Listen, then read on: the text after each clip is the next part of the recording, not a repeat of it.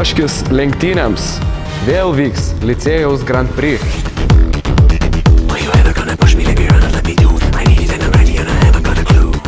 Pirmų, ketvirtų klasių mokinių kurtų automobilių varžybos vyks lapkričio 8 dieną. 5-12 klasių mokinių kurtų automobilių varžybos vyks lapkričio 5-8 dienomis. Viena klasė gali sukurti ir lenktynėse dalyvauti su 2 automobiliais. Už dalyvavimą, palaikymą ir laimėtas prizinės vietas bus skirta tech klasės taškai. Išlaisvinkite kūrybiškumą, dalyvaukite ir laimėkite.